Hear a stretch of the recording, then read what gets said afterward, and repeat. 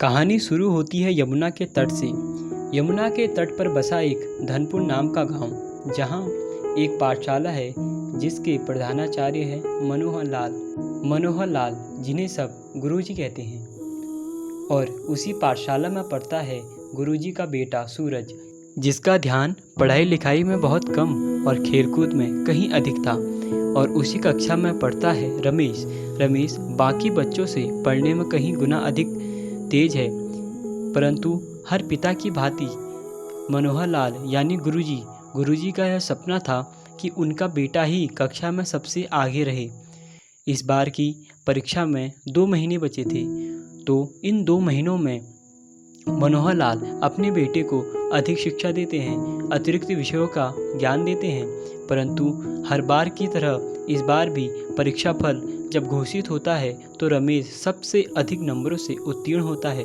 यह देख गुरुजी बहुत चिंतित होते हैं। वह यह सोचते हैं, अगर यह बात गांव वालों को पता लग गई तो उनकी क्या इज्जत रह जाएगी, उनकी तो हर ओर निंदा ही निंदा होगी। यह सोच वह कहते हैं कि एक और परीक्षा होगी जिसके अंक इस परीक्षा में जुड़ेंगे। उस परीक्षा में सिर्फ 2 साधारण से कार्य थे। एक कार्य यह था कि कुछ बच्चे पाठशाला की साफ सफाई करेंगे और कुछ बच्चे पानी लेके आएंगे। पानी लाने वाला रास्ता बड़ा दुर्गम था, जो काम उन्होंने रमेश को दिया, और साफ सफाई का काम उन्होंने अपने बेटे सूरज को दिया। सूरज ने साफ सफाई कर दी तो उन्होंने उसे अच्छे अंक दे दिए। और दूसरी ओर गुरुजी सुरेश को कार्य देते हैं पानी लाने का।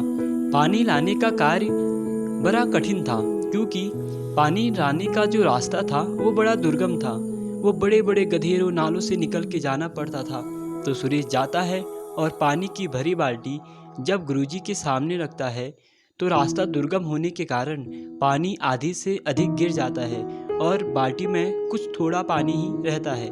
यह देख गुरुजी उसे डांट लगाते हैं और कहते हैं, फिर से पानी भर के लेके आओ। और उसी दुर्गम रास्ते में सुरेश फिर निकल जाता है। और इस बार भरी बाल्टी जब सुरेश गुरुजी के सामने रखता है तो गुरुजी उसमें देखते हैं खुद की परछाई और उससे कहते हैं कि इसमें तो गंदगी है।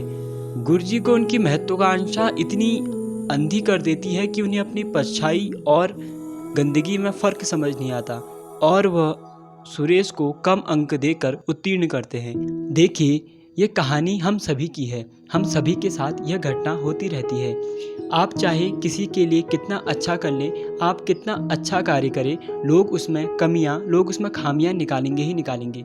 तो आपका कार्य है उन खामियों और कमियों को नज़रअंदाज करके आगे बढ़ते रहना, और एक दिन आपकी बड़ी जीत उन सभी कमियों और खामियों को शांत करा देगी।